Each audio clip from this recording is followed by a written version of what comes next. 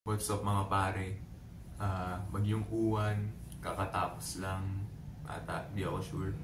At least dito, kung saan kami nakatira, hindi na masyadong umuulan since 3 p.m., 4 p.m. ganun. Pero,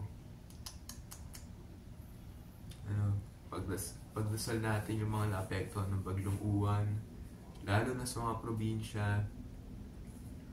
Pagdasal natin silang lahat.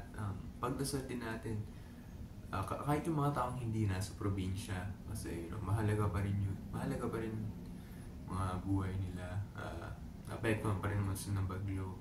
Mga nasalanta sa bagyo, masal natin silang pagdasal. Yes. So, bagyong Uwan, kahapon, grabe, napakalakas. Nung mga, kala ko,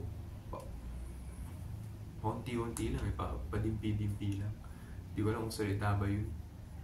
Huwag mukha na ako ba salita. Padampi-dampi lang pa yun pa rin inisip ko. Parang mga konti-unti lang. Pero lakas ng hangin kahapon. Konti-unti lang pero lakas ng hangin kahapon. Tapos biglang sumapit mga 6 p.m.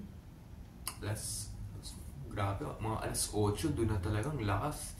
Lumabas ako, parang nasira, kasama ko tropa ko, nasira yung mga payong namin. Tapos, pagka-uwi ko, wala, grabe, lakas talaga ng ulan eh. Di ko alam paano. Parang yung inaasahan mo talaga sa bagyo. Ngayon wala na eh. At, basta dito sa kung saan kami. Pero, bagyong Uwan, stay safe, mag-ingat tayo lahat ngayon sa maulang linggo na ito. At kung ligtas man tayo, enjoyin natin yung mga araw na wala tayong trabaho o walang pasok. Yun lang. Maraming salamat sa panonood.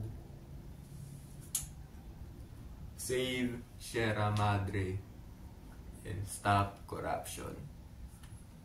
Yun lang. Patayin ko